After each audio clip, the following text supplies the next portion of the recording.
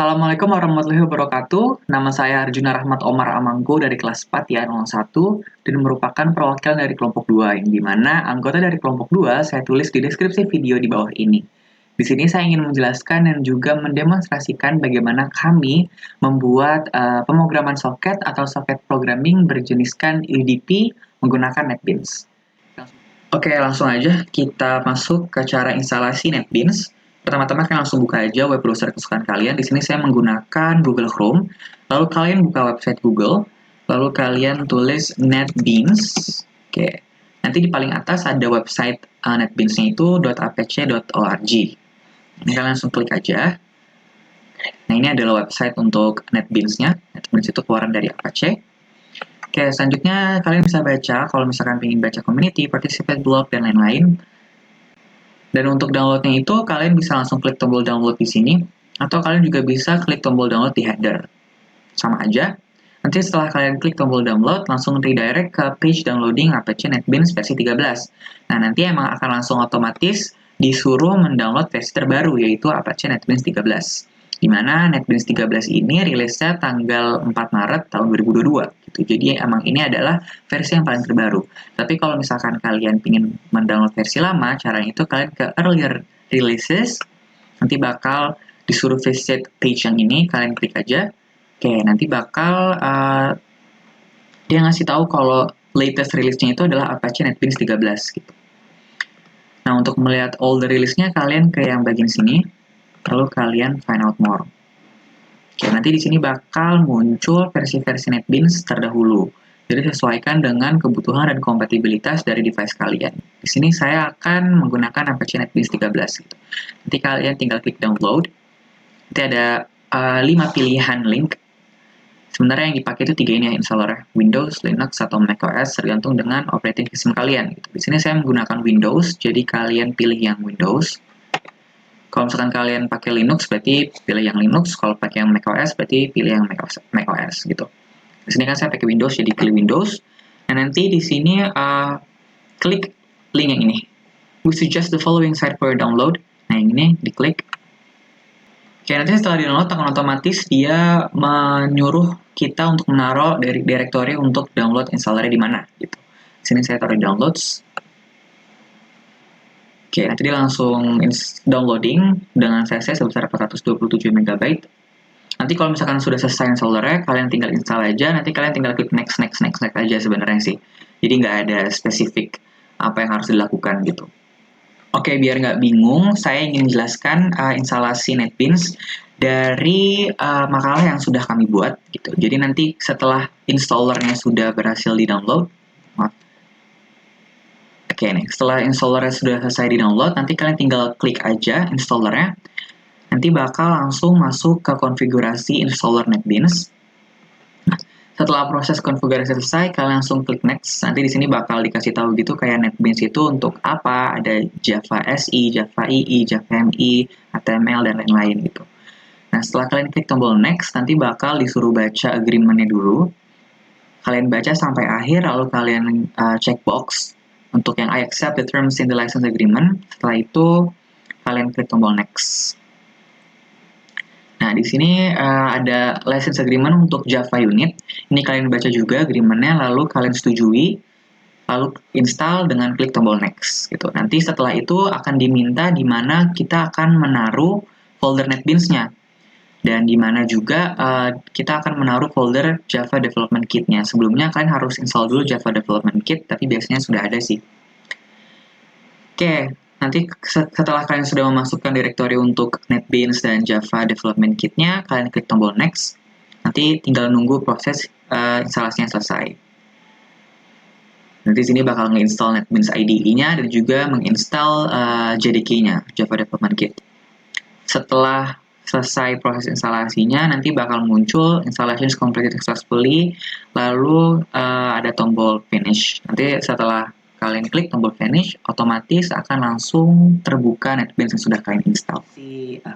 Proses instalasi. Oke, setelah kalian selesai melakukan instalasi dari aplikasi NetBeans, kalian langsung buka aja aplikasi NetBeans-nya, dan ini adalah tampilan dari aplikasi NetBeans.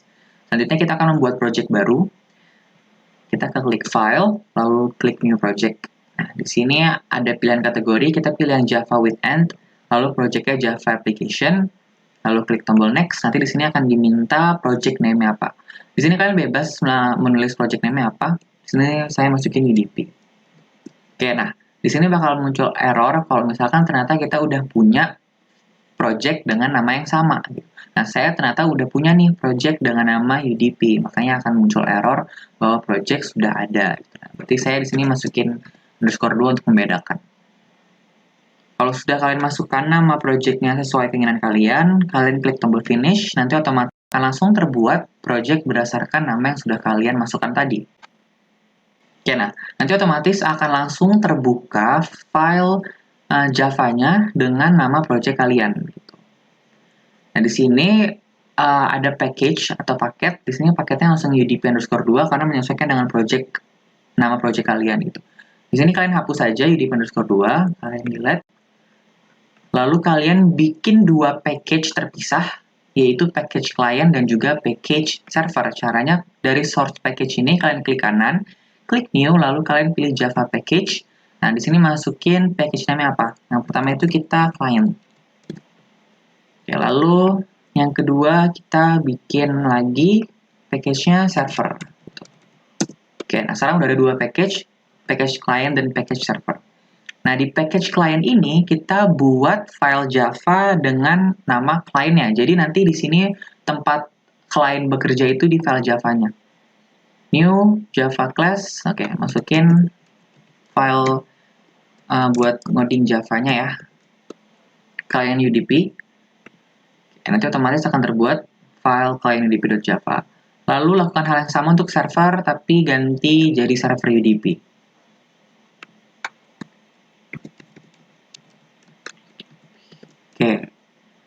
Oke.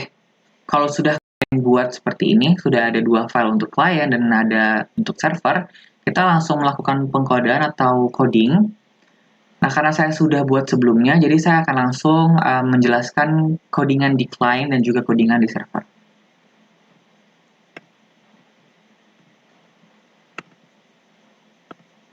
Oke, ini dia yang sudah saya buat sebelumnya. Ada client UDP dan ada server UDP. Sekarang kita bahas yang di bagian server terlebih dahulu. Yang pertama itu kita import dulu library yang akan kita gunakan. Di sini ada IO exceptions, datagram paket, datagram socket, init address, socket exceptions, dan juga scanner. Kalau misalkan kalian nggak mau nulis awal juga nggak apa sih, jadi kalian lakukan ngoding aja, nanti otomatis akan langsung error di sininya. Ini ada tanda error sebelah merah di sini, lampu dengan tanda merah. Ini nggak apa-apa, kalian tinggal klik aja, nanti bakal disuruh add import for Java socket exception, add import for Java exceptions gitu. Sebenarnya sama aja, cuman lebih mudah kalau misalkan kita langsung import library-nya gitu. Jadi kita code sampai akhir tanpa ada error-error. Langsung saja saya jelaskan, di dalam kelas server UDP ini tuh berisikan codingan untuk server. Nah, bisa dilihat ini adalah kelas utamanya ya, public static void main. Nah, pertama kita akan menggunakan scanner untuk memindai string dan juga input dari user. Lalu kita akan mendeklarasikan diagram socket dengan nama variabelnya adalah server socket, yang dimana ini berfungsi sebagai port dari bagian server. Makanya kita di sini tulis diagram socketnya portnya adalah 9876 gitu. Oke, lalu kita akan membuat perulangan di sini menggunakan while.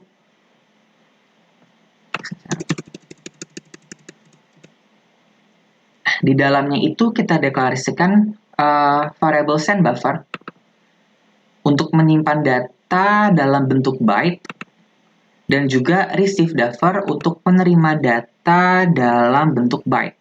Jadi yang send ini untuk menyimpan datanya, yang receive ini untuk menerima. Itu bisa dibilang ini mengirim dan menerima gitu. Nanti datanya akan dalam berbentuk byte. Kemudian kita juga deklarasikan objek receive paket, receive PKT, untuk membaca dari receive buffernya dalam format byte. Dan juga kita baca panjang dari receive buffer tersebut. Di sini receive buffer.length gitu. Setelah itu kita panggil objek receive paket menggunakan fungsi receive untuk menerima data yang dikirim dari klien ke server socket. Makanya server socket.receive gitu. Jadi nanti server socket akan menerima receive paket dari klien. Oke, kalau sudah, kita akan langsung mendeklarasikan IP address-nya. Jadi kita akan mengambil IP address dari klien menggunakan init address ini. Dan kita juga ngambil nomor port dari klien menggunakan port no ini. Jadi data yang dikirim dari klien, receive paket, itu pasti ada IP address-nya, makanya kita pakai fungsi get address. Dan juga untuk mengetahui portnya apa, kita pakai fungsi get port dari data yang sudah dikirim dari klien. Kemudian kita akan melakukan konversi data yang dikirim dari klien, ini klien data, ke dalam dari format byte menjadi format string. Tadi kan receive paket ini byte ya. Lalu diubah jadi string, lalu disimpan ke dalam variabel client data. Kemudian setelah kita melakukan konversi data, kita tampilkan client data tersebut. System.out.print client data. Jadi nanti akan tertampilkan pesan dari client. Selanjutnya kita akan mengambil inputan dari server menggunakan sc.nextLine. Jadi ketika kita bagian sini nih, kita akan berfungsi untuk mengirim data dari server ke klien. Nah, pas kita tulis pesannya apa, yang menerima tuh ini dulu nih, server datanya. Nanti akan disimpan ke dalam server data ini, dan data tersebut akan disimpan dalam bentuk bytes. Server data.getBytes. Selanjutnya kita tambahkan datagram paket dengan variabel adalah send paket untuk membuat objek dengan parameter send buffer yang tadi pesan dari server datanya.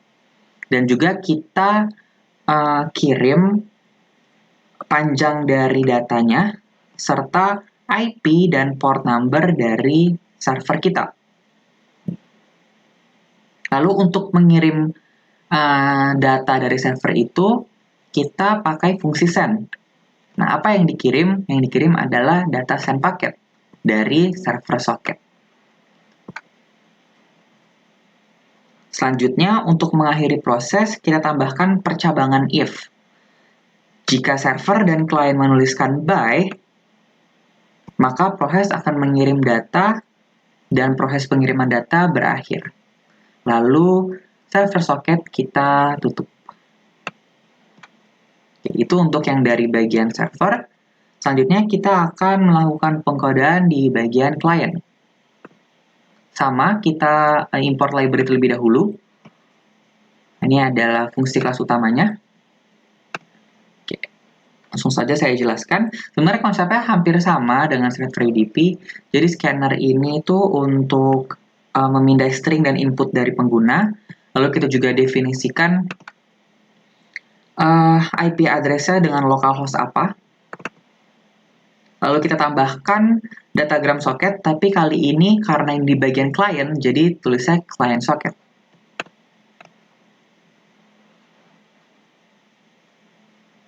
Nah, dalam UDP ini kan saat mentransfer data harus dalam berbentuk byte ya. Makanya send buffer dan receive buffer-nya itu berbentuk byte. Nah, ini sebenarnya sama. Yang ini untuk mengirim data dari klien ke server. Lalu yang ini untuk menerima data yang dikirim dari server ke klien gitu. Jadi fungsinya hampir sama antara server dengan klien, yang dibedakan hanya biasanya itu nama variabelnya. Berarti ini klien buat bagian klien, server untuk bagian server gitu. Sebenarnya konsepnya hampir sama, jadi kita langsung demonstrasikan aja ya bagaimana pemrograman UDP ini berjalan. Pertama, kita run server terlebih dahulu. Jadi ke server udp.java, klik kanan, run file.